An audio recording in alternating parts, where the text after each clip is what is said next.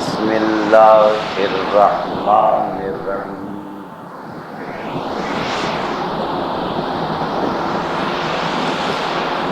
الحمد للہ الذی ذی العز الشامخ المنیر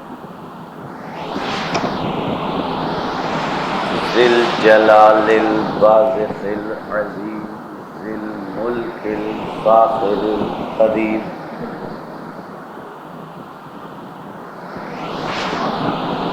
مالک الاملاک مفلک الافلاک مسخر الشمس والقمر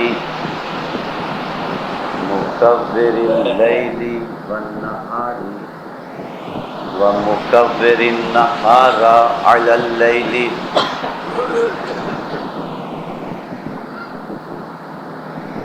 قاسم کل جبار عنید مہلک کل شیطان مرید رب الجنۃ والناس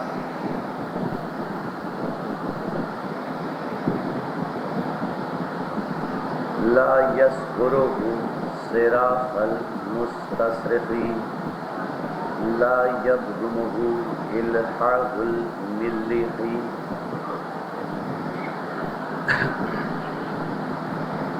العاصم للصالحین موفق للمفلحین مولی الاعلمین انزل السکینۃ علی قلوب المؤمنین جلت عظمتہ الصلاۃ والسلام علی النبی امی عربی ہاشمی قرشی مکی مدنی ابتحی مطلبی ابی القاسم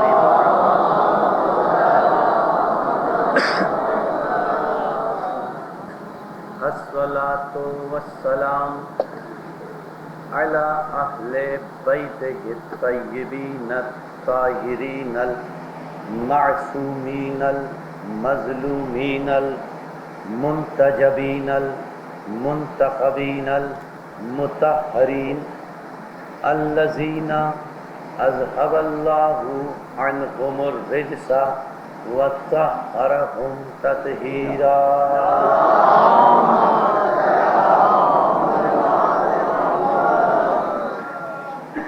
اما بعد فقد قال الحکیم فی محکم کلامہ المتین وخطابہ المبین بسم اللہ الرحمن الرحیم انا ھذہ تذکرہ فمن شاء اتخذ الی ربہ سبیلا وما تشاءون الا ان یشاء اللہ ان اللہ کان علیما حکیما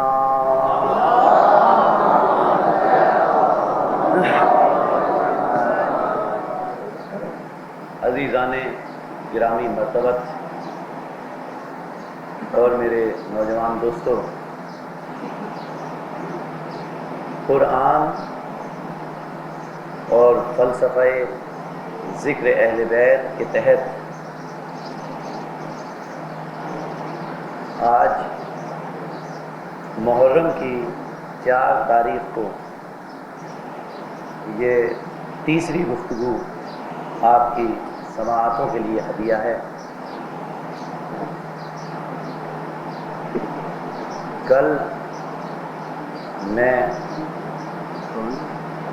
حاضر خدمت ہو کر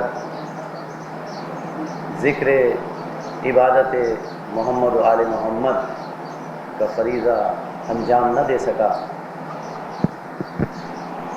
اور حقیقت یہ ہے کہ صلوات پڑھیں محمد والا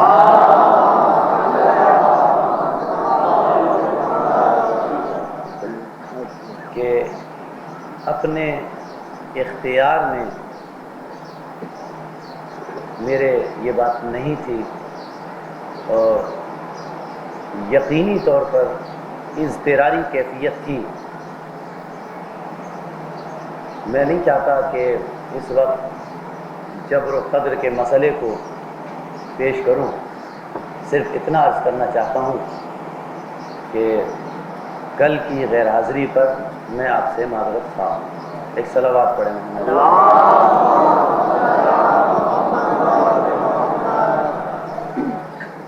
سلسلہ فکر یہ تھا کہ قرآن اور اہل بیت من جانب اللہ ہیں.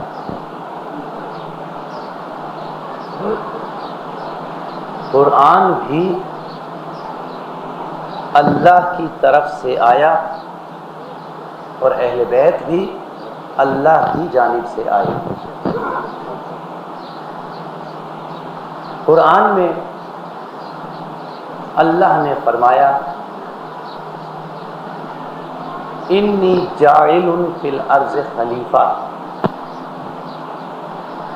کہ میں زمین میں خلیفہ بنانے والا ہوں.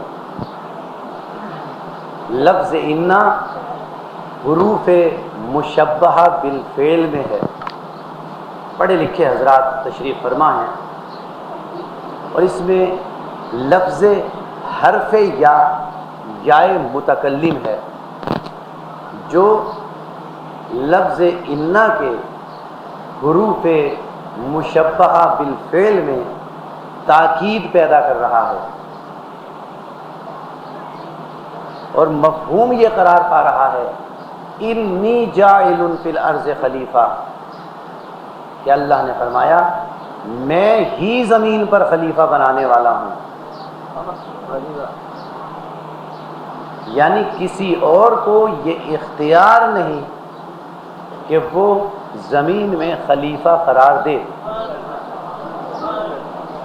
اور جب رسول دنیا سے تشریف لے جا رہے ہیں تو رسول فرما رہے ہیں انی تارکن فیکم الثقلین،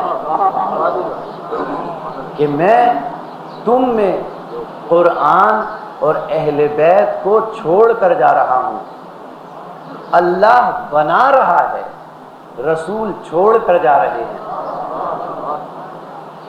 یعنی رسول جیسے فضیلت مآب افضل انبیاء کو، خاتم النبیین کو اللہ نے یہ اختیار نہیں دیا کہ تم اپنا جانشین کسی کو بناؤ.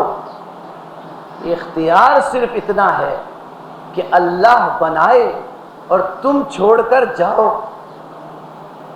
جب افضل انبیاء خاتم النبیین کو یہ اختیار نہیں تو عام انسان کو یہ اختیار کیسے ہو سکتا ہے؟ قرآن اللہ کی جانب سے، اہل بیت اللہ کی جانب سے. قرآن میراث ہے، اہل بیت وارث ہیں. قرآن علم ہے، اہل بیت راسخون فی العلم ہیں. سورہ بنی اسرائیل قرآن مجید کا 17واں سورہ، معروف آیت مبارکہ، قافلہ سخن کو انہی منزلوں سے ایک اہم نتیجہ فکر کی طرف لے کر جانا چاہ رہا ہوں. ارشاد ہوا قل رب ادخلنی مدخل صدق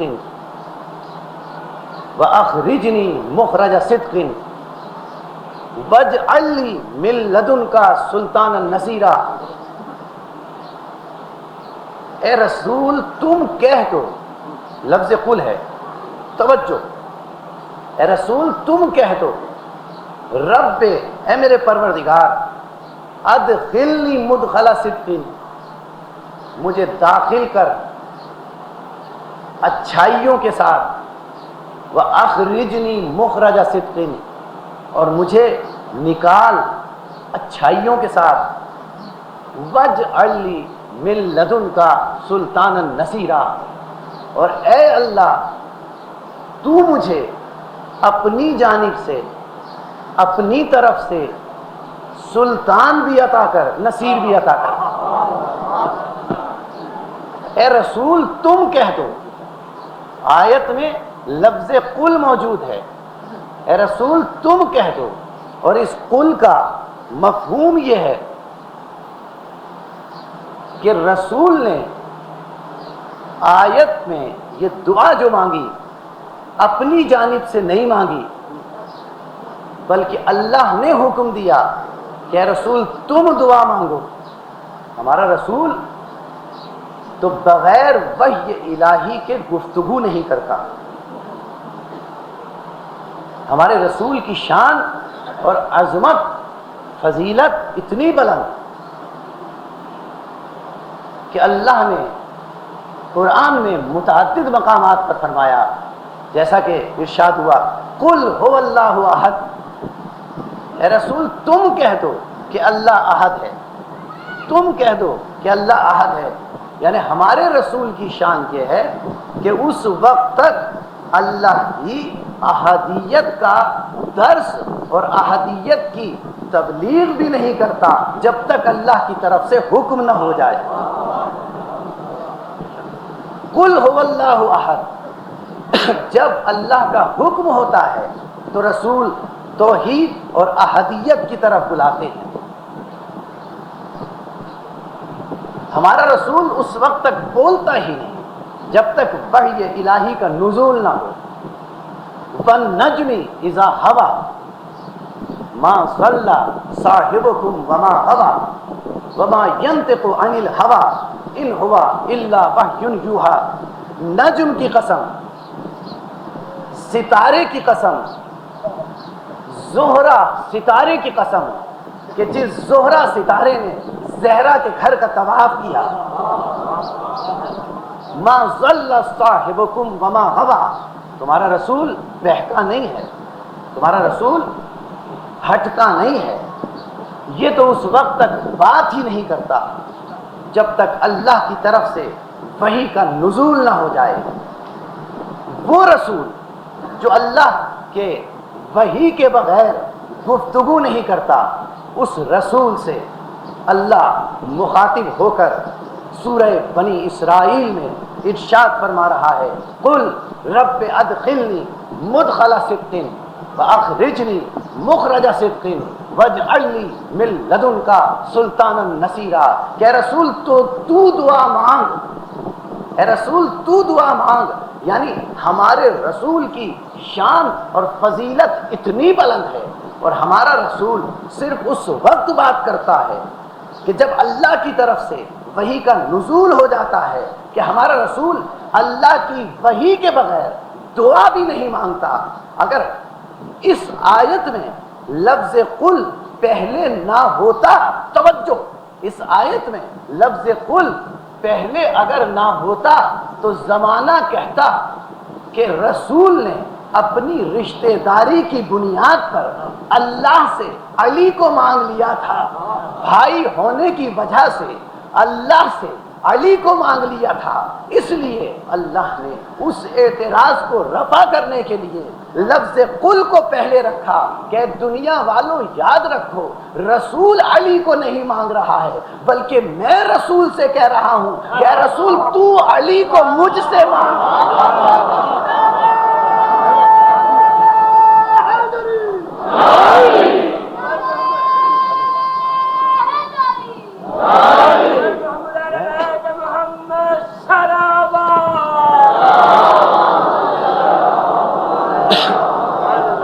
میں تجھ سے یہ کہہ رہا ہوں اے رسول، میں تجھے یہ حکم دے رہا ہوں کہ تو مجھ سے علی کو مانگ۔ اور رسول نے اس شان سے، حکم الہی سے علی کو اللہ سے مانگا، رب ادخلنی مدخل صدق واخرجنی مخرج صدق واجعل لی من لدنک سلطانا نصیرا، کہ اے اللہ تو مجھے اپنی جانب سے، اپنے پاس سے، اپنی طرف سے سلطان بھی دے، طاقتور بھی دے، نصیر بھی دے، مددگار بھی دے۔ اللہ نے اور رسول نے اس دعا میں یہ نہیں کہا کہ ناصر دے، توجہ، ناصر دے، بلکہ کہا سلطان نصیر دے۔ ناصر کا لفظ قرآن نے استعمال نہیں کیا، بلکہ رسول فرما رہے ہیں اے اللہ مجھے سلطان عطا کر، مجھے نصیر عطا کر۔ ناصر اور ہے، نصیر اور ہے۔ ناصر کے معنی مدد کرنے والا، نصیر کے معنی مدد کرنے والا، لیکن خفیف سا فرق ہے۔ ناصر وہ جو کبھی مدد کرے کبھی نہ کرے، ناصر وہ جو کبھی مدد کرے کبھی مدد نہ کرے، لیکن نصیر وہ جو جلوت میں بھی مددگار ہو، خلوت میں بھی مددگار ہو، رزم میں بھی مددگار ہو، بزم میں بھی مددگار ہو، گھر میں بھی مددگار ہو، مسجد میں بھی مددگار ہو، صلح میں بھی مددگار ہو، میدان میں بھی مددگار ہو، اور اگر ضرورت پڑے تو معراج میں بھی مددگار ہو۔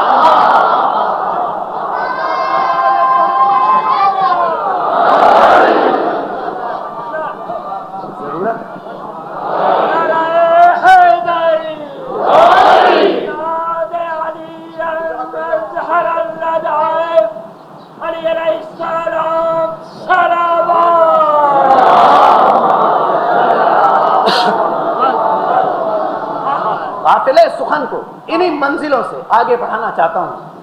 میرے محترم دوست اور میرے برادر جناب مولانا عباس کمیلی صاحب تشریف فرمائے، ان کی تائید سے چند کلمات اسی منزل سے آگے بڑھاتے ہوئے ایک اہم نتیجہ فکر کی طرف آگے جانا چاہ رہا ہوں۔ توجہ، قل رب ادخل مدخل صدق واخرجنی مخرج صدق واجعل لی من لدنک سلطانا نصیرا۔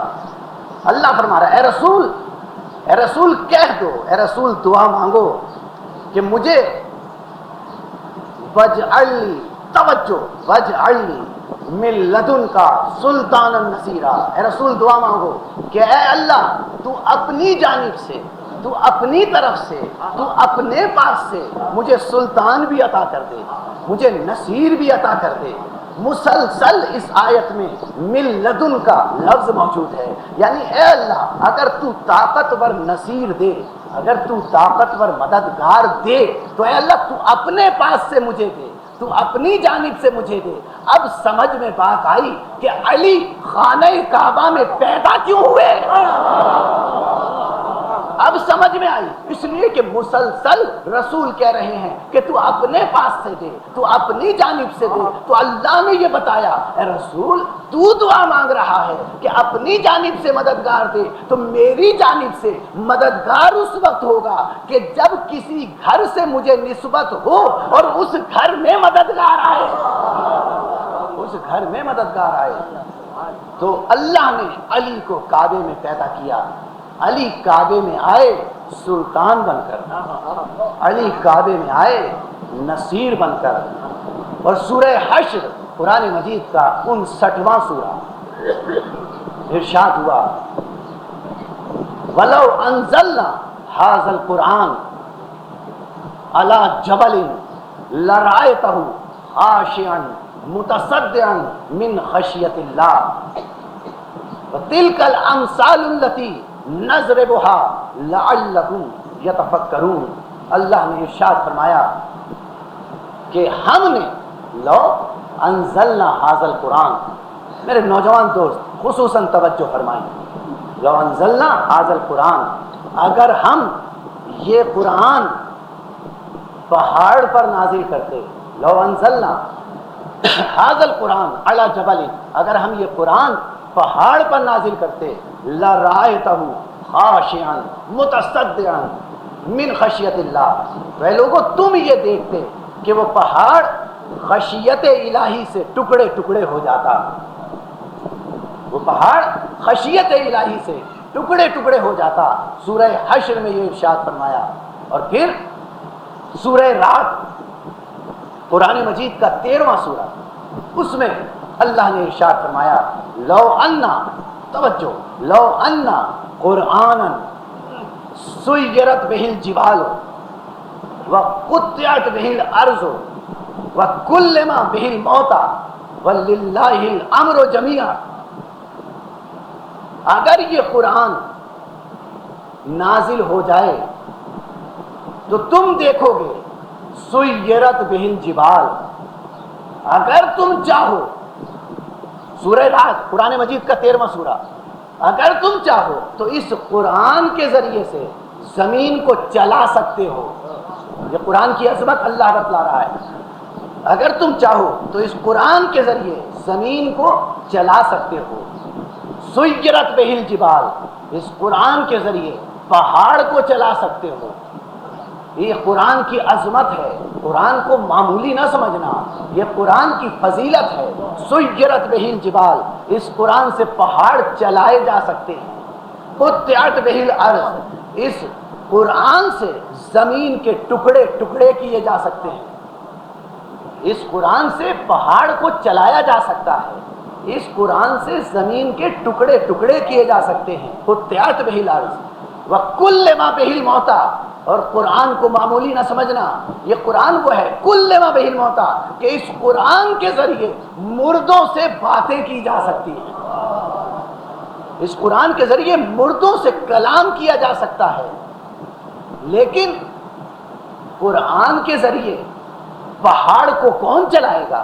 آئیے ہم اور آپ قرآن لے کر چلیں کسی پہاڑ کے پاس اور کوشش کریں کہ وہ پہاڑ چل جائے۔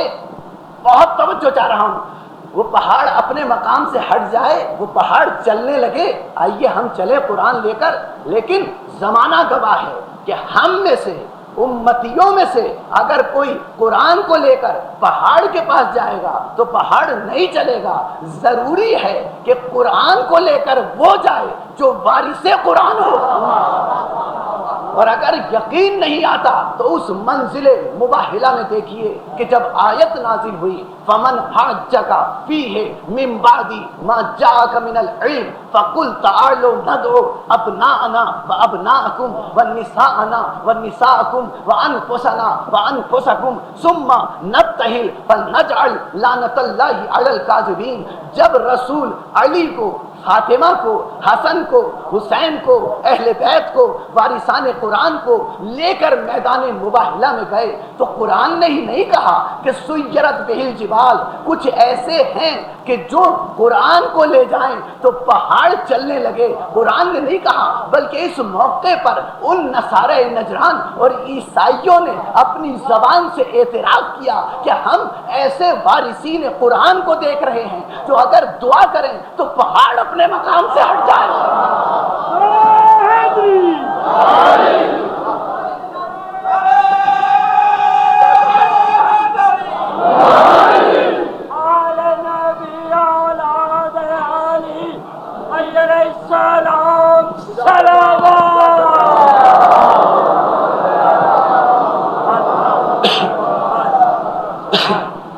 پہاڑ اپنے مقام سے ہٹ جائے۔ قطعت بہل ارض، سیرت بہل جبال، کل ما بہل موتا۔ اور قرآن اتنی عظمت والا ہے، اتنی فضیلت والا ہے کہ اگر تم چاہو تو اس قرآن کے ذریعے مردوں سے باتیں کر لو۔ ہے کوئی جو قرآن کے ذریعے مردوں سے کلام کرے؟ ہے کوئی جو قرآن کے ذریعے مردوں سے باتیں کرے؟ ہمارے مسلک کی کتاب، توجہ، ہمارے مسلک کی کتاب جس سے صرف ایک بات عرض کرنا چاہتا ہوں اور پھر سلسلہ فکر کو آگے بڑھانا مقصود ہے۔ قمبر علی کے ساتھ قبرستان سے جا رہے ہیں۔ قرآن وہ کہ جس کے ذریعے مردوں سے کلام کیا جائے، قمبر کے ساتھ قبرستان سے جا رہے ہیں۔ ایک قبر کے پاس علی پہنچے، علی نے پہنچ کر 2 رکعت نماز بارگاہ الہیہ میں ادا کی۔ میرے نوجوان دوست توجہ سے سماعت فرمائیں، 2 رکعت نماز بارگاہ الہیہ میں ادا کی، دعا مانگی۔ اس کے بعد اس قبر کے پاس آئے کہ جہاں نماز ادا کر رہے تھے اللہ کی بارگاہ میں، اور آ کر کہا قم باذن اللہ، قم باذن اللہ، اللہ کے حکم سے زندہ ہو جا، اللہ کے حکم سے کھڑا ہو جا۔ قمبر راوی ہیں کہ مردہ قبر سے زندہ ہو کر نکلا، یہ کہتا ہوا السلام علیک یا امیر المومنین، اے امیر المومنین آپ پر میرا سلام ہو۔ قمبر راوی ہے کہ علی ذرا آگے بڑھے، ایک دوسری قبر پر پہنچے. پہلی قبر پر علی کا عمل یہ تھا کہ علی نے 2 رکعت نماز پڑھی, اللہ کی بارگاہ میں دعا مانگی اور قم باذن اللہ کہا. لیکن قمبر کہتے ہیں کہ دوسری قبر پر علی نے پہنچ کر نہ نماز ادا کی, نہ قم باذن اللہ کہا, نہ اللہ کی ہاتھ میں, اللہ کی بارگاہ میں اپنے ہاتھوں کو پھیلایا, بلکہ قمبر راوی ہیں کہ علی اس دوسری قبر کے پاس پہنچے اور علی نے قبر کو ٹھوکر ماری. قبر کو ٹھوکر مارنا تھا کہ مردہ زندہ ہو کر کلام کرتا ہوا نکلا, السلام علیک یا امیر المومنین, اے امیر المومنین آپ پر سلام ہو. قمبر یہ سارا عمل دیکھ رہے ہیں, متعجب ہیں, حیران ہیں, پریشان ہیں کہ علی کے عمل میں اتنا اختلاف کیوں ہے. علی نے وہاں نماز پڑھی, یہاں نماز نہیں پڑھی. علی نے وہاں قم باذن اللہ کہا, یہاں قم باذن اللہ نہیں کہا. علی نے وہاں ہاتھوں کو پھیلایا, یہاں ہاتھوں کو اللہ کی بارگاہ میں نہیں پھیلایا. قمبر سے نہ رہا گیا اور پوچھا, یا امیر المومنین وجہ کیا ہے؟ آپ نے وہاں تو نماز پڑھی اور دعا مانگی اور یہاں نماز نہیں پڑھی, یہاں صرف قبر پر ٹھوکر ماری اور وہ مردہ زندہ ہو کر باہر آ گیا. تو علی کا کلام سنیں. علی ارشاد فرماتے ہیں کہ سن قمبر, میں نے اس قبر کے پاس اللہ کی بارگاہ میں نماز اس لیے پڑھی کہ کہیں اے قمبر تو مجھے خدا نہ سمجھ لے. میں نے اس لیے نماز پڑھی کہ اے قمبر کہیں تو مجھے خدا نہ سمجھ لے. اور اے قمبر اس قبر پر میں نے نماز اس لیے نہیں پڑھی اور میں نے ٹھوکر مار کر زندہ اس لیے اسے کیا کہ اے قمبر میں خدا نہیں ہوں لیکن کسی کا محتاج نہیں ہوں.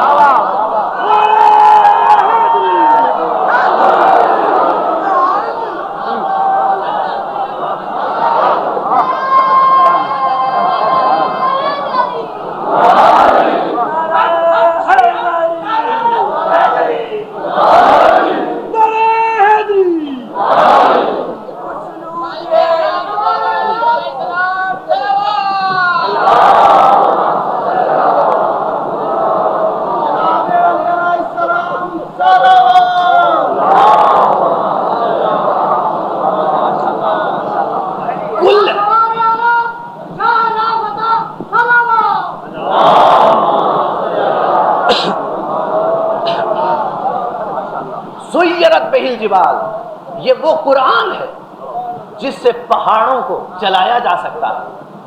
توجہ, یہ وہ قرآن ہے جس سے زمین کے ٹکڑے کیے جا سکتے ہیں. کل ما بہ الموتى, یہ وہ قرآن ہے جس کے ذریعے مردوں سے کلام کیا جا سکتا ہے. لو انزلنا هذا القرآن على جبل لرأيته خاشعا متصدعا من خشیۃ اللہ. اور اگر ہم یہ قرآن پہاڑوں پر نازل کرتے تھے تو وہ پہاڑ ٹکڑے ٹکڑے ہو جاتا. عزیزان محترم, قرآن کو ہم اس کے ایک نسخے کو, اگر قرآن کو ہم پہاڑ پر لے جا کر رکھ دیں تو انصاف سے بتائیے کہ پہاڑ ٹکڑے ٹکڑے ہو جائے گا. کسی کا مشاہدہ یہ نہیں معلوم ہوا یہ وہ قرآن نہیں جس کی گفتگو ہو رہی ہے, بلکہ وہ قرآن حقیقی ہے. سلسلہ فکر ذہن میں محفوظ ہوگا. وہ قرآن حقیقی ہے کہ اگر اسے پہاڑ پر رکھ دیا جائے تو پہاڑ ٹکڑے ٹکڑے ہو جائے. اللہ نے فرمایا لو انزلنا هذا القرآن, اگر ہم یہ قرآن پہاڑوں پر نازل کرتے تو پہاڑ ٹکڑے ٹکڑے ہو جاتا, پہاڑ ٹکڑے ٹکڑے ہو جاتا. یہ آیت ہماری سمجھ میں اس وقت آئی کہ جب فاطمہ بنت اسد علی کو اپنے بطن میں لے کر خانہ کعبہ کے دروازے پر آئیں اور دیوار کے قریب پہنچ کر اللہ کی بارگاہ میں اپنے ہاتھوں کو بلند کر دیا اور پھر دیوار کعبہ شق ہوئی. دنیا کو یقین نہیں آتا کہ دیوار کعبہ کیسے شق ہو گئی. تو میں عرض کروں عزیزان محترم, یہ قرآن صامت کی عظمت ہے کہ اگر قرآن صامت کو پہاڑ پر رکھ دیا جائے تو پہاڑ ٹکڑے ٹکڑے ہو جائے. اور وہ علی قرآن ناطق ہے کہ جب دیوار کے پاس آئے تو دیوار شق ہو جائے.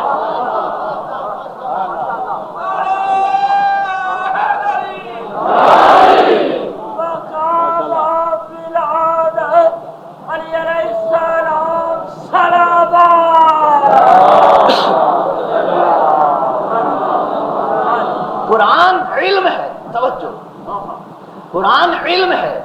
علی راسخون فی العلم, اہل بیت راسخون فی العلم ہے. هل يستوي الذین یعلمون والذین لا یعلمون.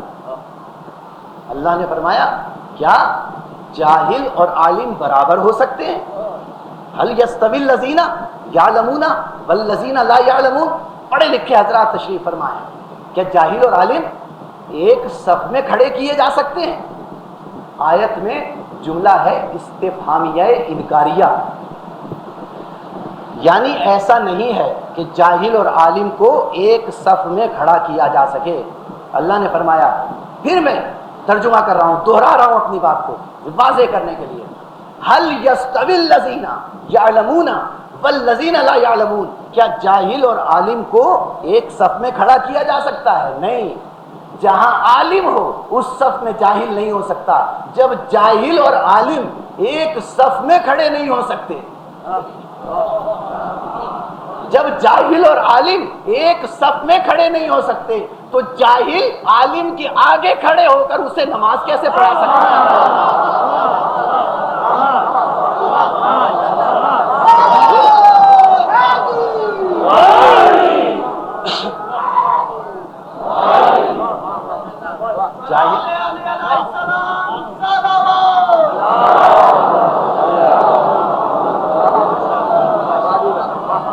سورہ نمل قرآن مجید کا 27واں سورہ، وَاتَّفَقَّدَ الطَّيْرُ، توجہ عزیزان محترم، 27واں سورہ سورہ نمل، وَاتَّفَقَّدَ الطَّيْرُ مَالِي لَا أَرَى الْهُدْهُدَ أَمْ كَانَ مِنَ الْغَائِبِينَ. حضرت سلیمان علیہ السلام اپنے اوپر دیکھتے ہیں، سایہ نظر نہیں آتا تو پرندوں کو تلاش کرتے ہیں. بہت توجہ چاہ رہا ہوں، جہاں جہاں میری آواز جا رہی ہے، تفقد الطیر، پرندوں کو تلاش کرتے ہیں اور پھر جملہ کہتے ہیں جسے قرآن نقل کرتا ہے، مالی لا ارل ہدہدہ. یہ ہدہد کہاں ہے؟ جب سایہ محسوس نہیں کیا تو کہا مالی لا ارل ہدہدہ، یہ ہدہد کہاں ہے؟ ہم کانا من الغائبین، یہ کہاں غائب ہو گیا؟ یہ ہدہد کہاں غائب ہو گیا؟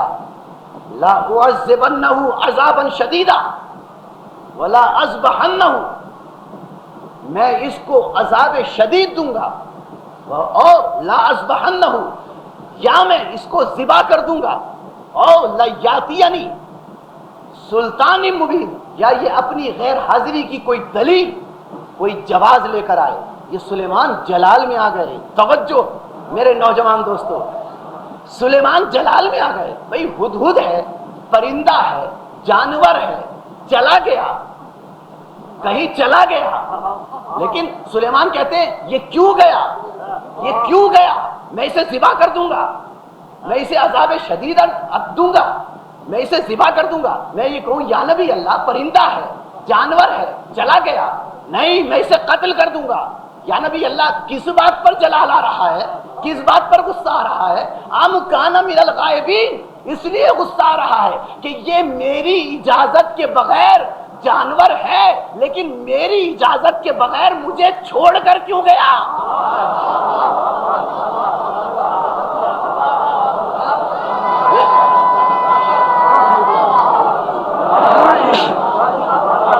اللہ نقل کر رہا ہے، لَأُعَذِّبَنَّهُ عذابًا شدیدا وَلَا أَذْبَحَنَّهُ.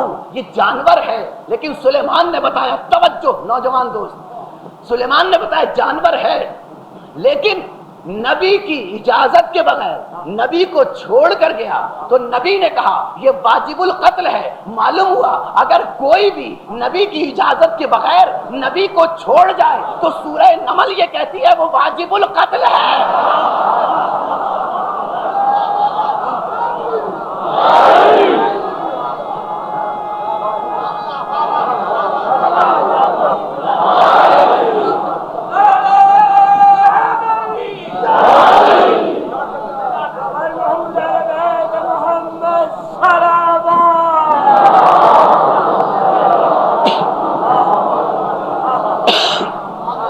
جانور ہی کیوں نہ ہو، کیوں چھوڑ کر گیا بغیر اجازت کے؟ ہدہد آیا، مجھے واقعہ نہیں عرض کرنا، صرف ایک جملہ کہتے ہوئے سلسلہ فکر کو آگے بڑھانا ہے. ہدہد آیا، تخت بلقیس کی خبر تھی، سلیمان نے معاف کیا جب اس نے جواز پیش کیا. اب سوال یہ تھا کہ تخت بلقیس کو لے کر کون آئے؟ سورہ نمل. تخت بلقیس کو لے کر کون آئے؟ تو سورہ نمل میں ارشاد ہوا قال عندہ علم من الکتاب، قال عندہ علم من الکتاب لا آتیک قبل ان یرتد طرفک، اس نے کہا، قرآن پڑھ رہا ہوں سورہ نمل، قال عندہ علم من الکتاب، اس نے کہا جس کے پاس قرآن کا تھوڑا سا علم تھا. کسی نے کہا کہ میں اے سلیمان 1 گھنٹے میں لے آؤں گا. کسی نے کہا آپ تخت سے اٹھ کر جائیں گے میں تخت بلقیس لے آؤں گا. لیکن آصف ابن برخیہ نے کہا یا نبی اللہ میں تخت بلقیس لے آؤں گا. کون آصف بن برخیہ؟ قرآن کہتا ہے عندہ علم من الکتاب، جس کے پاس کتاب کا جزوی علم تھا، کتاب کا تھوڑا سا علم تھا. وہ کہنے لگا انا آتی کبھی ہی، میں لے آؤں گا قبل ان یرتد طرفک، اس سے پہلے کہ سلیمان تمہاری پلک جھپکے. نوجوان دوستوں کے لیے ایک جملہ کہہ رہا ہوں، اے سلیمان اس سے پہلے کہ تمہاری پلک جھپکے میں لے آؤں گا. اور قرآن کہہ رہا ہے ھذا مستقر عندہ، اور سلیمان نے دیکھا کہ تخت بلقیس سامنے پڑا ہوا ہے. تو آصف بن برخیہ نے کہا ھذا من فضل ربی، یہ میرے رب کا فضل ہے کہ تخت بلقیس سامنے پڑا ہے. یعنی سلیمان کی پلک جھپکی نہیں، تخت بلقیس سامنے آ گیا. کون لایا؟ عندہ علم من الکتاب، جس کے پاس کتاب کا تھوڑا سا علم تھا، تھوڑا سا علم تھا، جزوی علم تھا. وہ گیا اور تخت بلقیس لے کر آیا. وہ گیا تخت بلقیس آیا. آصف بن برخیہ گیا تخت بلقیس لے کر آیا، یہاں بھی موجود رہا.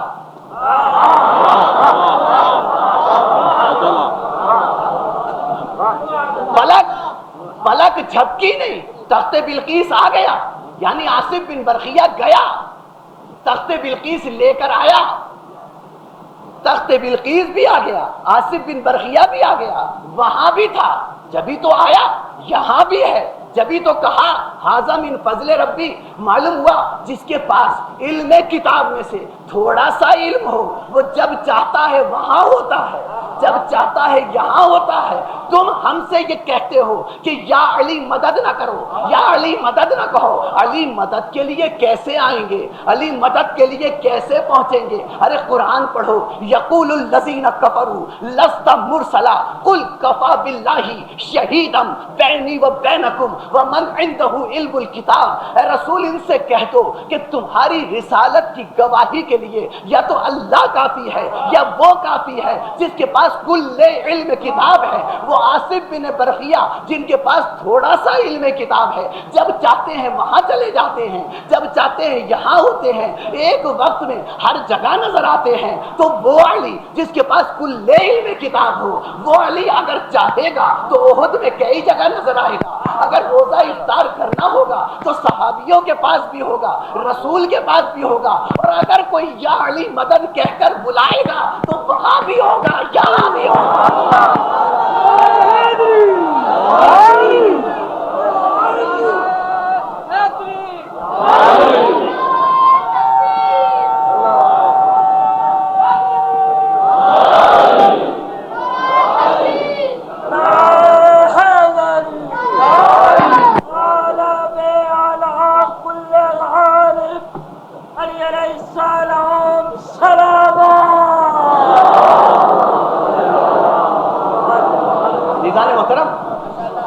اگر تھوڑا سا توجہ چاہ رہا ہوں، اگر جزوی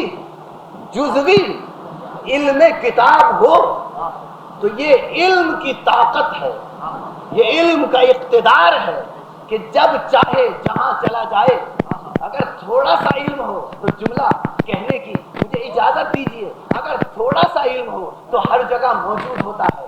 اتنی طاقت، اتنا اختیار اور اتنا اقتدار آ جاتا ہے. تو عزیزان محترم اگر علی کے علاوہ کسی اور کو علم کتاب کا تھوڑا سا علم بھی ہوتا تو 39 دن میں سے کسی ایک دن خیبر فتح ہو گیا ہوتا. 39 دن میں سے کسی ایک دن خیبر فتح ہو گیا ہوتا. لیکن جب ہو گیا جو صاحب علم کتاب تھا تو اس نے جا کر کہا ماں قلعت باب خیبر بقوت جسمانیت بل بقوت ربانیہ، کہ میں نے باب خیبر کو اپنی جسمانی قوت سے نہیں بلکہ اپنی ربانی قوت سے اٹھایا۔ رسول نے کہا تھا میں خیبر نہیں پڑھنا چاہتا ہوں، صرف ایک فکر آپ کے اذہان عالیہ تک منتقل کر کے قافلہ سخن کو نتیجے کی طرف لے جانا چاہتا ہوں۔ رسول نے کہا لَأُوتِيَنَّ رَایَةَ غَدًا رَجُلًا کَرَّارًا غَیْرَ فَرَّارٍ، کل میں علم اس کو دوں گا جو رجل ہوگا۔ ایک ہوتا ہے عربی زبان میں امرؤن، ایک ہوتا ہے رجل۔ رسول نے یہاں فرمایا رجل کو علم دوں گا۔ امرؤن کے معنی آدمی، رجل کے معنی آدمی، لیکن رسول نے جب فضائل کی حدیث بیان کی تو امرؤن نہیں کہا، رجل کہا، اس لیے کہ امرؤن وہ آدمی جو صرف آدمی ہو شکل اور صورت کے اعتبار سے، اور رجل وہ جو صاحب صفات حمیدہ ہو، جو اچھی صفتوں کا مالک ہو۔ تو رسول نے کہا کل میں علم اس کو دوں گا جو رجل ہوگا، کرار ہوگا، ہے نا، غیر فرار ہوگا۔ توجہ، لیکن سمجھ میں یہ بات نہیں آتی کہ رسول نے کہا کل میں علم اس کو دوں گا جو کرار ہوگا، غیر فرار ہوگا۔ کسی بھی لغت کو، عربی زبان کی لغت کو اٹھا کر آپ دیکھ لیجیے، میں نے تلاش کیا، دیکھا، آپ دیکھیے کسی لغت کو اٹھا کر لفظ کرار کے معنی کیا ہے، لفظ غیر فرار کے معنی کیا ہے۔ کرار کے معنی نہ بھاگنے والا، کرار کے معنی نہ بھاگنے والا، یہ ہے لفظ کرار کے معنی۔ منجد میں دیکھ لیجئے، کسی لغت کو اٹھا کر دیکھ لیجئے عربی کی، کرار کے معنی نہ بھاگنے والا۔ اب رسول نے کہا غیر فراری، میں کل علم دوں گا کرار کو، غیر فرار کو۔ کرار کے معنی نہ بھاگنے والا، غیر فرار کے معنی نہ بھاگنے والا۔ یہ ضرورت کیا ہے؟ کیا رسول کا کلام عبث ہے؟ کیا رسول بغیر کسی ضرورت کے لفظ استعمال کرتے ہیں؟ بھئی کہہ دیا تھا کرار، تو اب غیر فرار کہنے کی ضرورت کیا تھی؟ کہہ دیا تھا کرار، تو اب غیر فرار کہنے کی ضرورت کیا تھی؟ یہ غیر کا لفظ لانے کی ضرورت کیا تھی؟ یہ غیر کا لفظ اگر سمجھ میں آ جائے تو اسلام سمجھ میں آ جائے۔ یہ غیر کا لفظ سمجھ میں آ جائے تو ذمہ داری کے ساتھ کہہ رہا ہوں اسلام سمجھ میں آ جائے۔ پڑھیے سورہ حمد، اہدنا الصراط المستقیم صراط الذین انعمت علیہم غیر المغضوب، اہدنا الصراط المستقیم۔ ذرا سا غیر کو واضح کر دوں، اے اللہ تو ہمیں ہدایت کر صراط مستقیم کی، ہمیں ثابت قدم رکھ صراط مستقیم پر، ہمیں گامزن رکھ صراط مستقیم پر۔ اے اللہ گامزن رکھ صراط مستقیم پر، صراط مستقیم پر، صراط مستقیم پر، سیدھے راستے پر۔ اے اللہ یہ کس کی صراط مستقیم ہے؟ صراط الذین، ان لوگوں کی صراط ہے۔ اے اللہ میں تو یہ سمجھا تھا، لوگ یہ کہتے ہیں نا کہ ایاک نعبد و ایاک نستعین، اے اللہ ہم تیری عبادت کرتے ہیں، تجھ ہی سے مدد مانگتے ہیں، تو اے اللہ میں تو یہ سمجھا تھا کہ صراط مستقیم تیرا راستہ ہوگا۔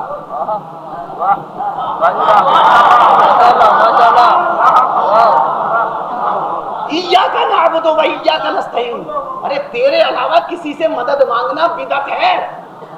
اے اللہ میں تو یہ سمجھا تھا یہ تیرا راستہ ہوگا، صراط مستقیم اللہ کا راستہ ہوگا، میں تو یہ سمجھا تھا یہ صراط مستقیم قرآن کا راستہ ہوگا، لیکن یہ تیرا راستہ تو نہیں نکلا، یہ قرآن کا راستہ تو نہیں نکلا، بلکہ کیا کہا تو نے؟ صراط المستقیم، اہدنا الصراط المستقیم صراط الذین، نہ اللہ کا راستہ نہ قرآن کا راستہ، نماز کو بچاؤ بدعت سے، نہ اللہ کا راستہ نہ قرآن کا راستہ، صراط الذین ان لوگوں کا راستہ۔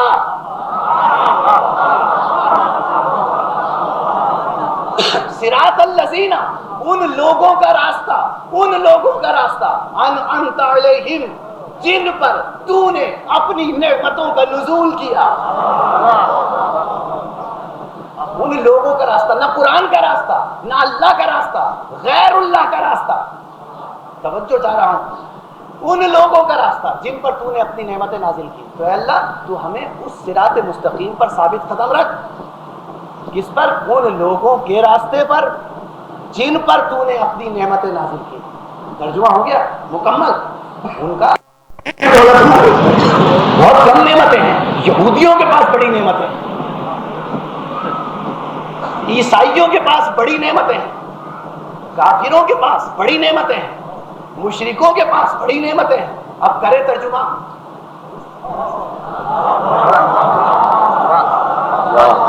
اہدنا الصراط المستقیم صراط الذین انعمت علیہم. اے اللہ ان لوگوں کے راستے پر ہمیں ثابت قدم رکھ جن پر تو نے اپنی نعمتوں کا نزول کیا. اگر آیت یہی مکمل ہو جاتی تو اس کے معنی یہ ہوتے کہ یہودیوں کے راستے پہ ہمیں چلا, نعوذ باللہ, عیسائیوں کے راستے پر چلا, اس لیے کہ نعمتیں ان کے پاس زیادہ ہیں. جن پر تو نے نعمتوں کا نزول کیا, کافروں پر نعمتوں کا نزول کیا, ان کے راستے پر چلا. بات واضح ہو رہی ہے نا. مشرکوں پر نعمتوں کا نزول کیا, ان کے راستے پر چلا. لیکن اللہ نے یہ نہیں فرمایا, اللہ نے یہ نہیں فرمایا. اگر صرف اتنا فرمایا ہوتا تو بات یہیں رک جاتی, آیت یہیں رک جاتی. لیکن یہی تو میں عرض کر رہا ہوں کہ غیر کو سمجھیے, اسلام سمجھ میں آ جائے گا. صراط الذین انعمت علیہم. اے اللہ ان لوگوں کے راستے پر چلا, ان لوگوں کے راستے پر چلا. توجہ, جہاں جہاں میری آواز جا رہی ہے میرے نوجوان دوست متوجہ ہو, ان کے راستے پر چلا جن پر تو نے اپنی نعمتوں کا نزول کیا. لیکن آیت مکمل نہیں ہوئی. وہ ایسی ہستیاں ہوں کہ نعمتوں کا نزول بھی ان پر کیا ہو, غیر المغضوب علیہم ولا الضالین. اور وہ ایسے ہوں کہ کبھی گمراہ نہ ہوئے ہوں اور کبھی تیرا غضب ان پر نازل نہ ہوا.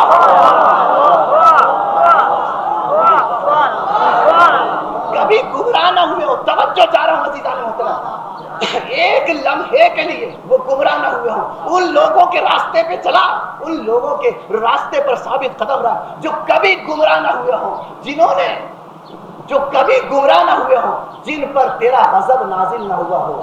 نہ ایک لمحے کے لیے وہ گمراہ ہوئے ہوں, نہ ایک لمحے کے لیے وہ گمراہ ہوئے ہوں, نہ ایک لمحے کے لیے بھی تیرا غضب ان پر نازل ہوا ہو. ایک لمحے کے لیے بھی وہ کبھی اگر غیر اللہ کے سامنے جھک گئے ہوں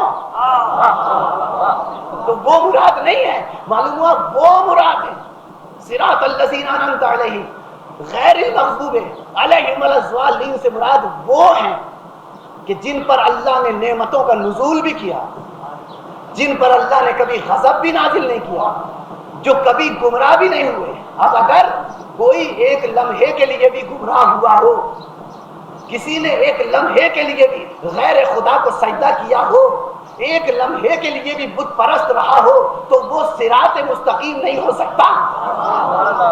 وہ اللہ کی طرف سے بنایا ہوا ہادی نہیں ہو سکتا. ہادی وہ ہوگا جو ایک لمحے کے لیے بھی غیر اللہ کے سامنے نہ جھکا ہو, جسے دنیا بھی اعتراف کر کے کرم اللہ وجہہ کہتی ہو. جو جھک جائے غیر اللہ کے سامنے, جو جھک جائے غیر اللہ کے سامنے, وہ اللہ کا بنایا ہوا ہادی نہیں ہو سکتا. نوجوان دوستوں کو سمجھانے کے لیے ایک چھوٹی سی بات عرض کر دوں تاکہ میں اپنی بات کو واضح کر سکوں. عزیزو, اگر کوئی سرکاری ملازمت میں ہوتا ہے, سرکاری ملازمت میں ہوتا ہے اور فرض کر لیجئے ایک لمحے کے لیے کہ اس کے اوپر خدا نخواستہ غبن کا الزام آ جائے اور بات ثابت ہو جائے کہ اس نے غبن کیا, ایک عیب ایک خرابی, اس پر غبن کا الزام آ گیا سرکاری ملازم پر, مقدمہ چلا, بات ثابت ہو گئی, سرکاری ملازم تھا, غبن کا الزام ثابت ہو گیا. سرکار نے کیا کیا؟ اسے فوراً ملازمت سے نکال دیا. توجہ چاہ رہا ہوں جہاں جہاں میری آواز جا رہی ہے, اسے فوراً ملازمت سے نکال دیا. بھئی کیوں ملازمت سے نکالا؟ ایک مرتبہ اس نے کیا کہ غبن کر دیا, دوسری مرتبہ وہ ایفیڈیوٹ دے دیتا ہے لکھ کر کہ بھئی میں نہیں کروں گا, یقین کر لو. لیکن سرکار نے یقین نہیں کیا. کتنا ہی یقین دلاؤ,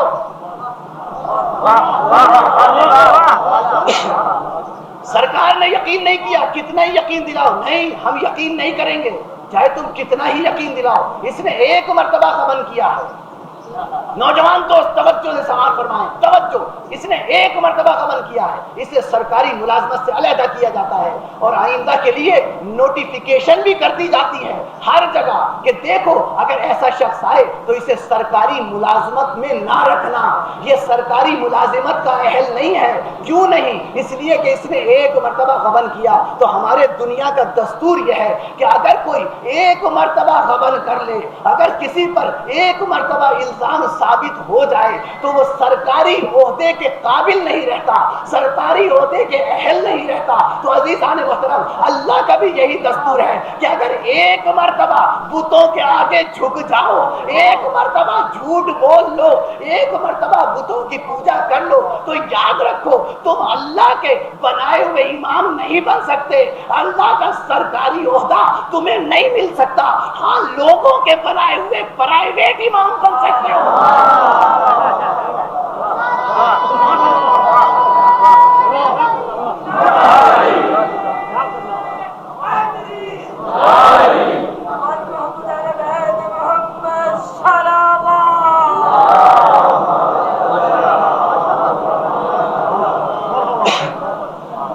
تو اہدنا الصراط المستقیم، ہمیں صراط مستقیم پر ثابت قدم رکھ، صراط الذین، ان لوگوں کے راستے پر جو غیر المغضوب ہیں، مغضوب کے غیر ہیں۔ توجہ چاہ رہا ہوں عزیزان محترم، جو مغضوب کے غیر ہیں۔ اگر بات واضح نہیں ہوئی تو سورہ نحل کی 16واں سورہ قرآن مجید کا ایک چھوٹی سی آیت، سورہ نحل کی ایک مختصر آیت، لفظ غیر واضح کرنا چاہتا ہوں کہ لفظ غیر کے معنی کیا ہے۔ سورہ نحل، اموات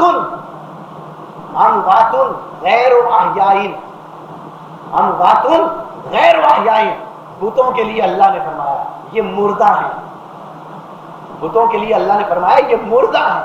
غیر کا لفظ ذہن میں رہے، غیر احیاء، غیر احیاء یہ زندہ نہیں ہے۔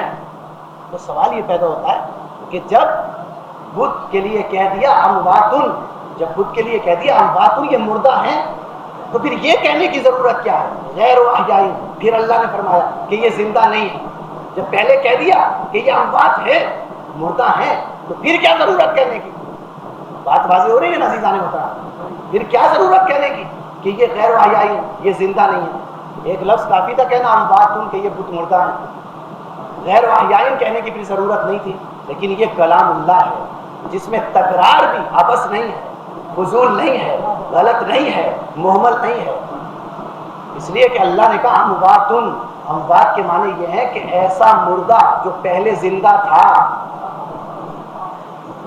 ایسا مردہ جو پہلے زندہ تھا۔ اگر اللہ صرف فرماتا اموات یہ بت مردہ ہیں تو اس کا مطلب یہ ہوتا کہ پہلے کبھی زندہ تھے اب مردہ ہیں، لیکن یہ نہیں کہا پہلے کبھی زندہ تھے یہ اب مردہ ہیں، بلکہ کہا اموات غیر احیاء، غیر احیاء کہہ کر بتایا نہ پہلے کبھی زندہ تھے نہ اب کبھی زندہ ہوں گے، نہ قیامت تک یہ خود زندہ رہیں گے۔ تو تکرار لفظ کی اس لیے کی کہ نہ پہلے کبھی زندہ تھے، نہ اب زندہ ہیں، نہ قیامت تک زندہ ہوں گے۔ اسی طرح جب رسول نے ذو معنیین اور مترادف لفظ غیر کے ساتھ استعمال کیے تو رسول نے کہا لَأُعْطِيَنَّ الرَّايَةَ غَدًا رَجُلًا كَرَّارًا غَيْرَ فَرَّارٍ يُحِبُّ اللَّهَ وَرَسُولَهُ وَيُحِبُّهُ اللَّهُ وَرَسُولُهُ، کہ کل میں علم اس کو دوں گا جو کرار ہوگا، غیر فرار ہوگا۔ اگر صرف کرار کا لفظ رسول استعمال کرتے تو اس کا مطلب یہ ہوتا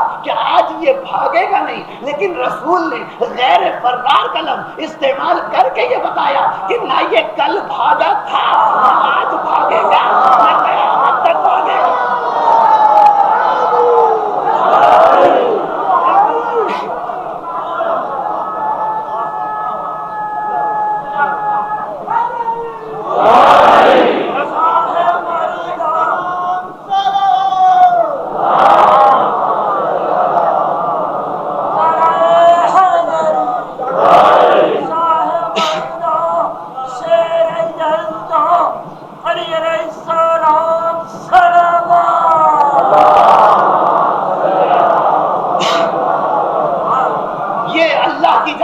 مقرر کردہ ہادی ہے، یہ اللہ کی جانب سے بنایا ہوا ہادی ہے، جس کی شان یہ ہے، جس کی منزلت یہ ہے، جس کا مقام یہ ہے کہ نہ پہلے کبھی بھاگا تھا، نہ آج بھاگے گا، اور نہ ذمہ داری رسول لے رہے ہیں کہ نہ قیامت تک کبھی بھاگے گا۔ رسول ذمہ داری لے رہے ہیں کہ نہ قیامت تک کبھی بھاگے گا۔ یہ کون ہے؟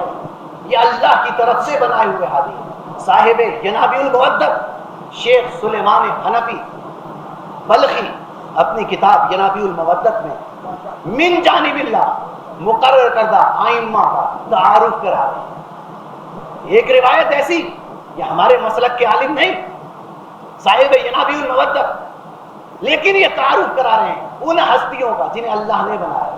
پہلی روایت اس میں موجود ہے کہ جابر ابن عبداللہ انصاری نے جب پوچھا کہ یہ اولی الامر کون ہے، آپ کے بعد آپ کے جانشین کون ہیں، ینابیع المودت کو پڑھ لیجئے، تو فرماتے ہیں کہ جابر کے سوال کے جواب میں رسول نے جواب دیا اولہم علی،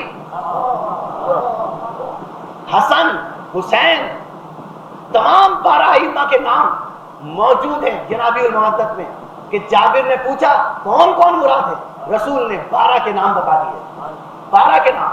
پھر دوسری روایت جابر نے پوچھا کہ یا رسول اللہ وہ کون ہے، تو پھر اب جو نام بتائے تو صرف نام نہیں بتائے بلکہ ولدیت کے ساتھ نام بتائے۔ اب جو نام بتائے ولدیت کے ساتھ نام بتائے۔ پھر پوچھا وہ کون ہے جو آپ کے جانشین ہیں، تو اب جو نام بتائے صرف ولدیت کے ساتھ نہیں بتائے بلکہ کہا اولہم علی المرتضی وحسن المجتبی وحسین شہید بکربلا وزین العابدین وباقر العلم والاولین والآخرین وجعفر صادق، یعنی ہر امام کے القاب ساتھ بیان کر کے ان کے نام بتائے۔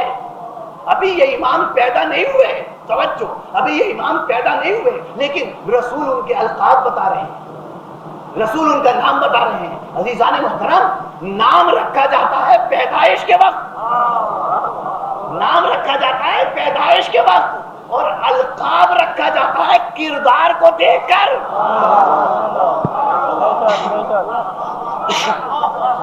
القاب رکھا جاتا ہے کردار کو دیکھ کر۔ رسول نے نام بھی بتا دیا، کردار بھی بتا دیا، پھر بھی کہتے ہو رسول عالم الغیب نہیں، پھر بھی کہتے ہو رسول عالم الغیب نہیں۔ توریت میں آیت نمبر 32 میں دوسرے باب میں معلمین بنی اسرائیل کی تعداد 12 بتائی گئی۔ انجیل میں آیت 15 میں حضرت عیسیٰ کی تعداد 12 بتائی گئی۔ فجرت من حسنۃ عشرۃ عینا، 12 چشمے عیسیٰ کے عصا کا معجزہ قرار تھا۔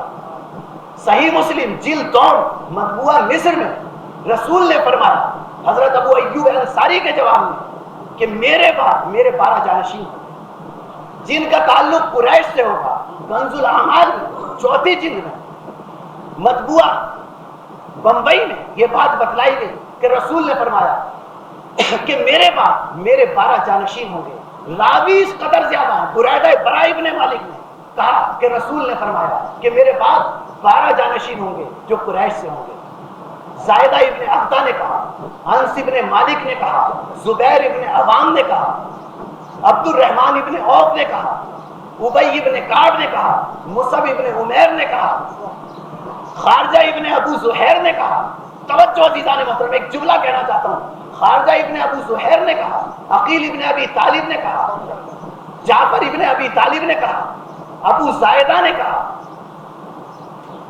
سلمان فارسی نے کہا، ابو ذر غفاری نے کہا، مقداد نے کہا، عمار یاسر نے کہا، عتبہ ابن ربیعہ نے کہا، عماد بن بشیر نے کہا، حاتب ابن بلتان نے کہا، قولمیر ابن عامر نے کہا، بلال حبشی نے کہا، ابو ربیعہ عبداللہ ابن رحمان اخشمی نے کہا، ابو ایوب انصاری نے کہا، جابر ابن عبداللہ انصاری نے روایت کی، حاتب ابن بلتان نے روایت کی، اسبغ ابن نباتہ نے روایت کی، سہل ابن حنیف نے روایت کی، عثمان ابن حنیف نے روایت کی، حاشم ابن عتبہ مرقال نے روایت کی، ابو سعید خدری نے روایت کی، فضل ابن عباس نے روایت کی، فضیل ابن عباس نے روایت کی، یوسف جوزی نے روایت کی، حضرت عباس نے روایت کی، حضرت طلحہ نے روایت کی، حضرت زبیر نے روایت کی، حضرت ابو سعید خدری نے روایت کی، حضرت قیس ابن سعد نے روایت کی، حضرت رفاع ابن مالک نے روایت کی، حضرت عامر ابن واصلہ نے روایت کی، حضرت ہندہ ابن ابی حالہ نے روایت کی، حضرت جعدہ ابن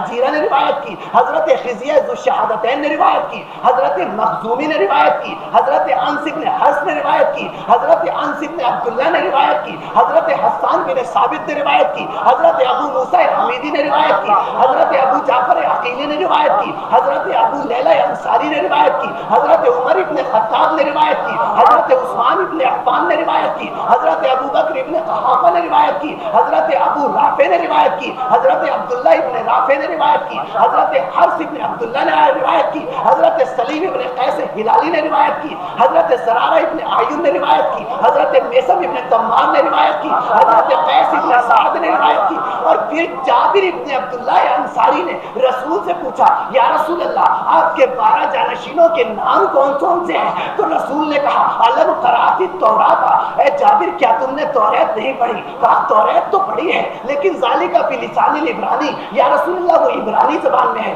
تو رسول نے کہا سنو میں تمہیں ترجمہ کر کے بتاتا ہوں۔ رسول نے کہا سنو جابر، میرے پہلے جانشین کا نام نکرسیس ہے جس کا ترجمہ اردو میں علی ہے، میرے دوسرے جانشین کا نام توریت میں جاسا ہے جس کا ترجمہ حسن ہے، تیسرے جانشین کا نام دبیرہ ہے جس کا نام حسین ہے، نکرسیس ہے، جاسا ہے، دبیرہ ہے، مذکورہ ہے، مسموعہ ہے، لومو ہے، حشیبہ ہے، ہدایہ ہے، شینوا ہے، بطول ہے، نورف ہے، کیبرو ہے، یہ میرے 12 جانشینوں کے 12 نام ہیں۔ اے جابر جب میرے 12 جانشین آ جائیں گے اور 12واں جانشین ظہور کرے گا تو میرے 12ویں جانشین کے پیچھے عیسیٰ نماز پڑھیں گے۔ توجہ جملے پر، یعنی عیسیٰ جیسے فضیلت مآب نبی کی یہ جرت نہیں ہے کہ رسول کے 12ویں جانشین سے بیعت طلب کر سکے، بلکہ 12ویں جانشین کی وہ بیعت کرے گا، بیعت طلب نہیں کرے گا۔ تو عزیزان محترم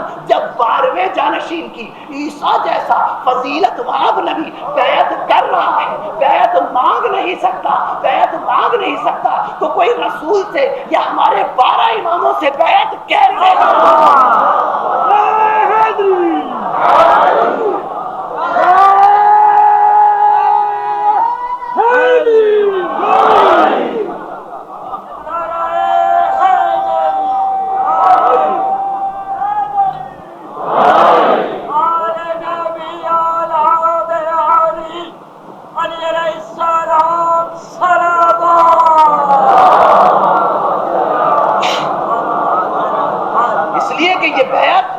یہ بیعت جو طلب کی جا رہی ہے یہ حسین سے نہیں ہے، یہ رسول سے بیعت طلب کی جا رہی ہے۔ حسین نمائندہ رسول ہے کربلا میں، حسین کربلا میں رسول کے نمائندہ، اور زینب کربلا میں فاطمہ کی نمائندہ۔ زینب فاطمہ زہرا کی نمائندہ۔ عزادارو جب جناب زینب پیدا ہوئی کیا منزلت ہے جناب زینب سلام اللہ علیہ، کس طرح عرض کروں؟ جب حسن و حسین، ابھی میں عرض کر چکا ہوں، جب حسن و حسین مباہلے میں نفس رسول بن گئے، آیت ابناءنا و ابناءکم نازل ہو گئی، نفس رسول قرار پا چکے حسن و حسین، تو آیت مباہلہ کے نزول کے بعد اکثر دیکھا گیا کہ علی و فاطمہ اللہ کی بارگاہ میں اپنے ہاتھوں کو بلند کر دیتے تھے اور کہتے تھے اے اللہ حسن و حسین تو تیرے رسول کے بیٹے ہیں، اے اللہ حسن و حسین تو تیرے رسول کے بیٹے ہیں، ہمیں بھی ہماری اولاد عطا کر، ہمیں بھی ہماری اولاد عطا کر۔ اور ان دعاؤں کا نتیجہ کہ زینب پیدا ہوئی، جب زینب پیدا ہوئی تو رسول آئے، زینب کو اپنے ہاتھوں میں بلند کیا، بیٹی فاطمہ زینب کو کبھی جھڑکنا نہ، علی علی میری اس بیٹی کا نام لوح محفوظ میں زینب ہے، یہ بیٹی اسلام کی زینت ہے۔ اے علی میری اس بیٹی کو کبھی پیدل نہ چلانا، میری اس بیٹی کو کبھی پیدل نہ چلانا، میری اس بیٹی کو کبھی نہ چھڑکنا۔ پھر گود میں لیا، ہاتھوں میں اٹھایا ننھی زینب کو، نو مولود زینب کو، اور ہاتھوں میں اٹھا کر، ہماری کتابوں میں یہ روایتیں ہیں کہ ہاتھوں میں اٹھا کر سب سے پہلے رسول نے زینب کے دونوں چھوٹے چھوٹے بازوؤں کو بوسہ دیا۔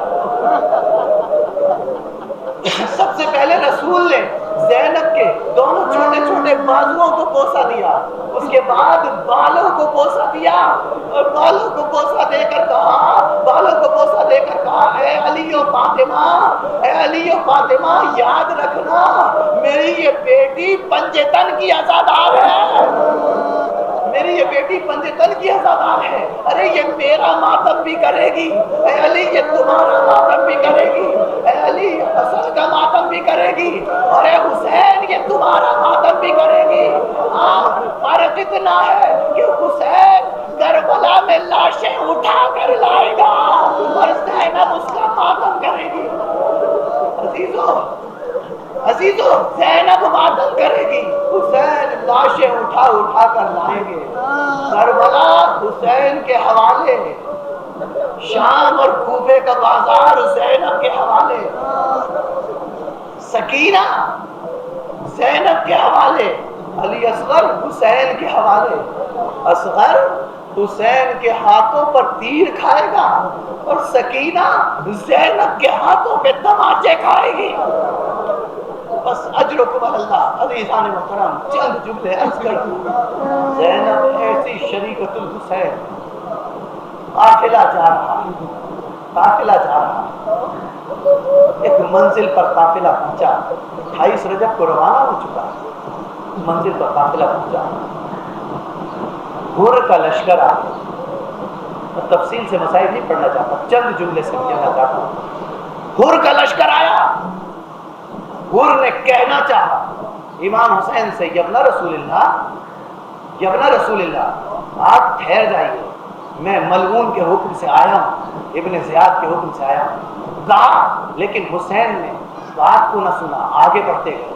جب آگے بڑھ رہے تھے تو حر نے یہ جرأت کی کہ حسین کے گھوڑے کے لگام میں اپنے ہاتھوں کو ڈال دیا، گھوڑے کے لگام میں اپنے ہاتھوں کو ڈال دیا۔ بس یہ عمل کرنا تھا کہ ایک مرتبہ حسین کو جلال آیا، اور حسین نے جلال میں آ کر کہا، اے حر تیری ماں تیرے ماتم میں بیٹھے، اے حر تیری ماں تیرے ماتم میں بیٹھے۔ بس یہ سننا تھا کہ حر سن کر کانپنے لگا، اور کانپ کر اس نے جملہ کہا، یبن رسول اللہ قسم خدا کی میری ماں کے بارے میں کوئی اور اگر یہ کہتا تو میں بھی پلٹ کر اس کی ماں کے بارے میں کچھ کہتا، لیکن یبن رسول اللہ آپ کی والدہ تو اتنی مرتبہ والی ہے کہ بغیر وضو کے میں ان کا نام بھی نہیں لے سکتا۔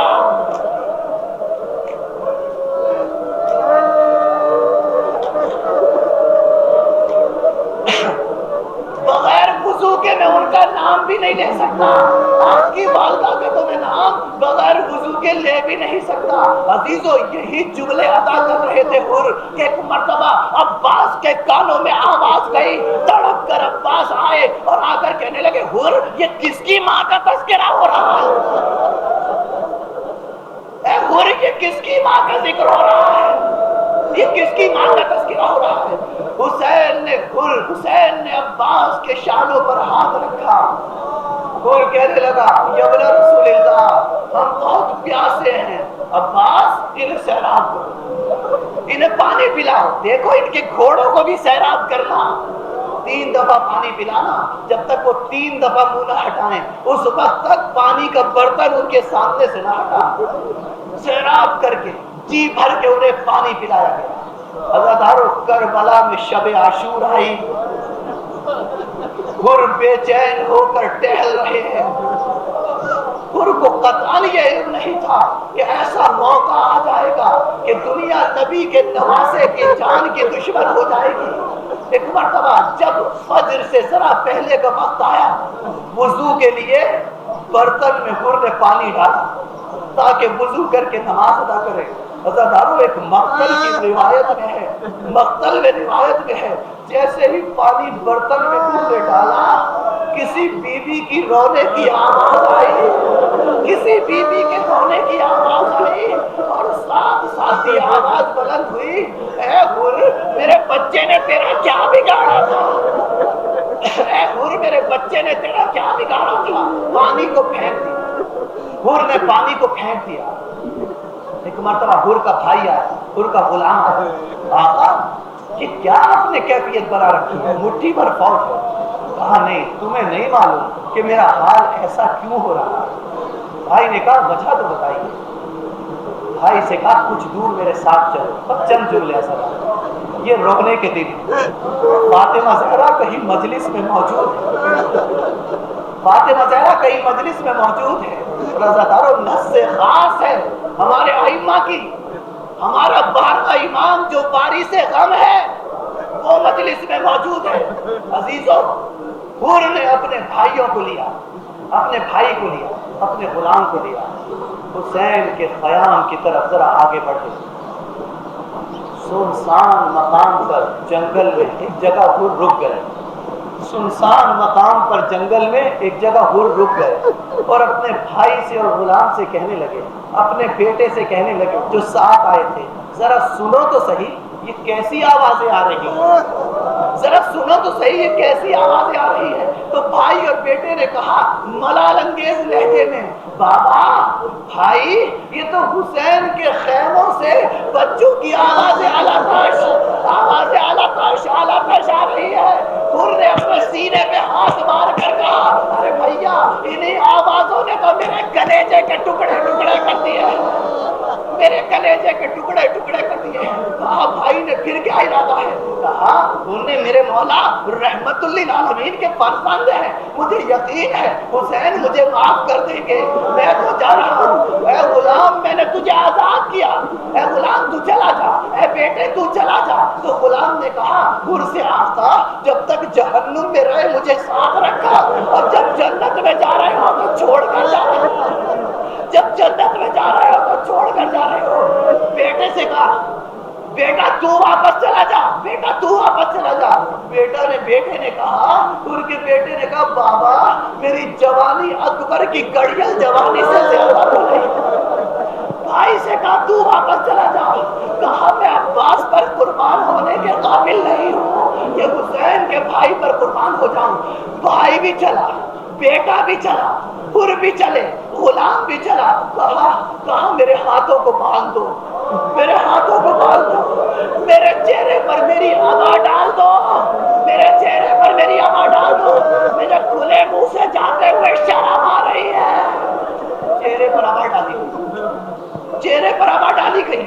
حر چلے، اب بیٹے سے کہہ رہے ہیں بیٹا مجھے بتا دینا جب حسین آئے، اس لیے کہ میرے چہرے پر آبا پڑی ہوئی ہے، جب حسین کے پاس پہنچوں تو بتا دینا۔ ادھر حسین نے حبیب کو بلایا، عباس کو بلایا، علی اکبر کو بلایا، قاسم کو بلایا، قاسم ادھر آؤ، حبیب ادھر آؤ، عباس ادھر آؤ، علی اکبر ادھر آؤ، میرا مہمان آ رہا ہے،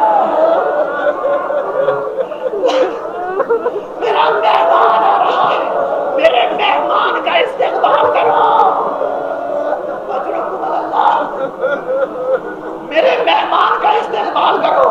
عزادار ہو ایک مرتبہ حر آگے بڑھ رہے ہیں، جب انصار حسین کو آتے ہوئے دیکھا تو بیٹے نے بلند آواز سے کہا اللہ اکبر، اللہ اکبر۔ حر نے کہا بیٹا کیا ہوا؟ کہا بابا انصار حسین استقبال کو آ رہے ہیں۔ کچھ دور حر آگے اور بڑھے، کچھ دور حر آگے اور بڑھے، پھر کہا حر کے بیٹے نے اللہ اکبر۔ کہا حر نے بیٹا اب کیا ہوا؟ کہا بابا استقبال کے لیے شبیہ رسول علی اکبر آ رہے ہیں، استقبال کے لیے شبیہ رسول علی اکبر آ رہے ہیں۔ حر اور آگے بڑھے، چند جملے آپ کے آنسوؤں کی نظر چند جملے کر دوں. یہ محرم رونے کے دن ہے, یہ آنسو بہانے کے دن ہے, یہ آنسو بہانے کے دن ہے. عزادار اور آگے اٹھ بڑھے. اب بیٹے نے کہا بلند آواز سے اللہ اکبر, اللہ اکبر. جب بلند آواز سے اللہ اکبر کہا انہوں نے بیٹا اب کون آیا, بیٹا اب کون آیا. کہا بابا چھوٹے سرکار ابوالفضل العباس آ رہے ہیں, ابوالفضل العباس آ رہے ہیں, استقبال کے لیے آ رہے ہیں. اب آگے بڑھ رہے ہیں, آگے بڑھ رہے ہیں. ایک مقام ایسا آیا کہ حور کا بیٹا گھبرا کر بار بار کہنے لگا اللہ اکبر, اللہ اکبر, اللہ اکبر. حور نے پوچھا بیٹا کون آیا؟ ارے کہنے لگا بیٹا بابا, بابا خود امام وقت استقبال کے لیے آ رہے ہیں, خود امام وقت استقبال کے لیے آ رہے ہیں. اجرکم اللہ. حور نے اپنے آپ کو گھوڑے سے گرایا. بس آخری جملے سنے. حور نے اپنے آپ کو گھوڑے سے گرایا, امام کے قدموں پہ گرے. مولا میری خطا معاف کر دیجیے, مولا میری خطا معاف کر دیجیے. حسین نے اٹھایا, اپنے سینے سے لگایا. تیری ماں نے تیرا نام حور صحیح رکھا ہے, تو آتش جہنم سے آزاد ہے. اے حور تو آتش جہنم سے آزاد ہے. روایت میں میں نے جملہ دیکھا, حسین نے یہ جملہ کہا, حسین نے یہ جملہ کہا اور جملہ کہہ کر حسین رونے لگے, جملہ کہہ کر حسین رونے لگے. پھر آگے بڑھا, آگے بڑھ کر کہا مولا آپ رو کیوں رہے ہیں؟ جب حسین کو روتے ہوئے دیکھا, جملہ سنے کہ فاطمہ کو پرسہ دینے والوں, فاطمہ کو پرسہ دینے والوں. پھر نے کہا مولا آپ رو کیوں رہے ہیں؟ تو روتے ہوئے حسین نے جملہ کہا اے گل جب تو دشمن بن کے آیا تھا, جب میرے پاس سامان موجود تھا, پانی موجود تھا, لیکن آج مہمان بن کر آیا ہے, آج مہمان بن کر آیا, آج مہمان بن کر آیا. میرے پاس پانی نہیں ہے کہ تجھے ایک گھونٹ پانی ملا. حور نے کہا مولا آخری جملے, مولا مجھے اجازت دے دیجئے کہ میں اپنے بیٹے کو اور اپنے آگ کو آپ پر قربان کر سکوں. کہا حور تو میرا مہمان ہے, حور تو میرا مہمان ہے. لیکن جب حور نے اصرار کیا تو حسین نے اجازت دی. پہلے بیٹا لڑنے گیا, پہلے بیٹا لڑنے گیا, بیٹا لڑنے گیا.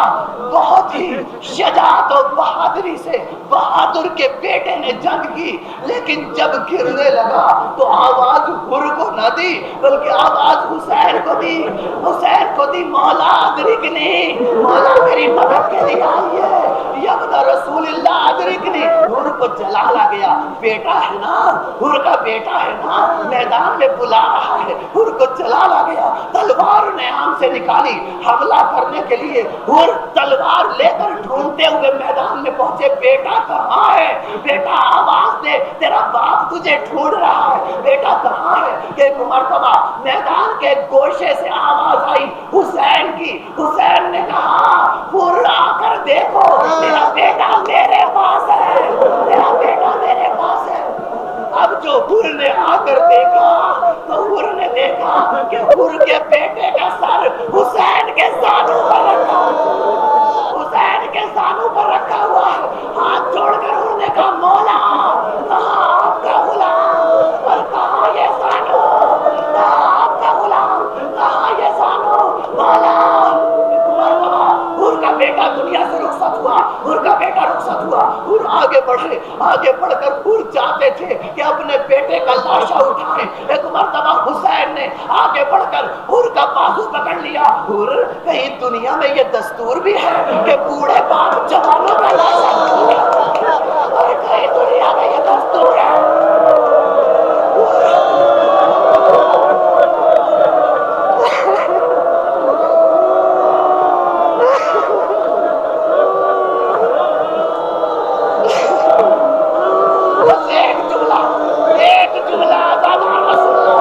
ایک جملہ اور کہیں یہ دستور ہے کہ